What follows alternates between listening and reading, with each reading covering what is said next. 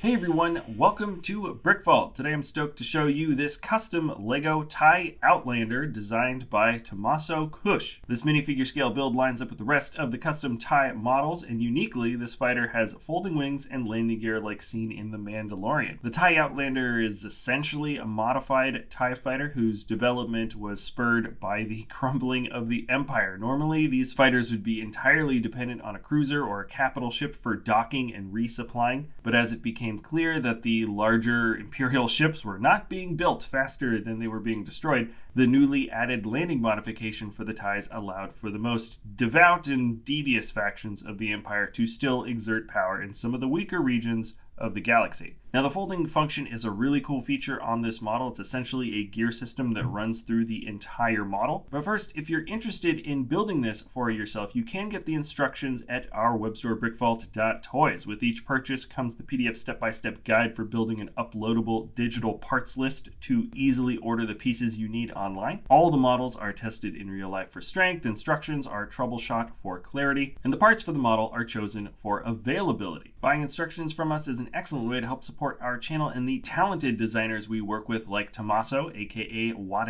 Bricks. So click the link in the description below if you want to get one of these ties for yourself. And now let's get back into the model. Let's jump right into the folding features of the wings. That is by far the most interesting aspect of this model. And when diving in here, there are two major aspects of this function that I personally get caught up in. First, there's the technical kind of ingenuity of how it works, the function itself, and also just how well it integrates into the model visually. So the folding wings are controlled by a single gear in the back of the model. In terms of a tactile feature, this thing doesn't get much simpler or easier to operate. There's a firm level of friction when twisting the gear. We've encountered no issues with over tightening, and when you tighten the gear to its absolute limit, that means the wings are exactly where they need to be, whether opened or closed. Essentially, a gearbox on the inside turns two Technic axles that run through the opposing arms and then cinch up with a worm screw. And there you have it. You've got opening and closing wings. The approach is really strong. The wings stay in place when put into either configuration with just a little bit of wobble on the bottom wing when it's completely open. And when closed, you can see some of these smaller Technic lift arms that act as stoppers for the wings. They're a little bit loose, and they're there so you can't overextend the wings when opening them. They have a good way of ingratiating themselves into the look of the arms when the wings actually become fully extended. The opposing gears on the wings themselves, with a couple of small gaps, certainly are a visual departure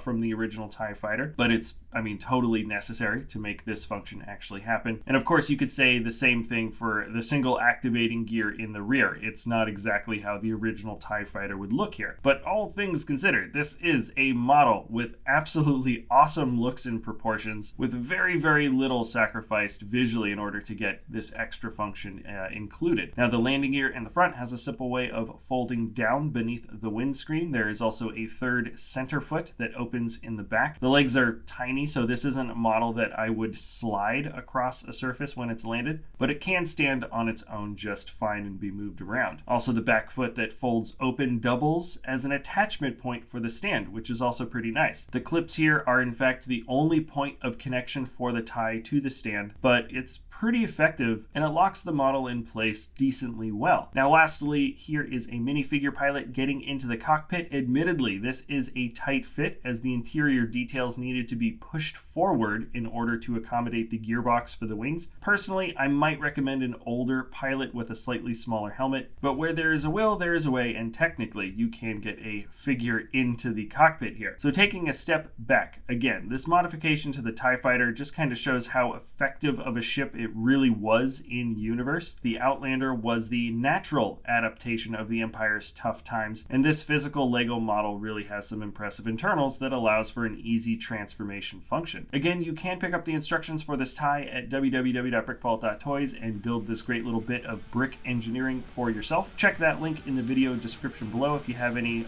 suggestions for other models, of course, leave them in the comments below. Thank you so much for sticking around to the end of the video, and we'll see you next time at BrickVault.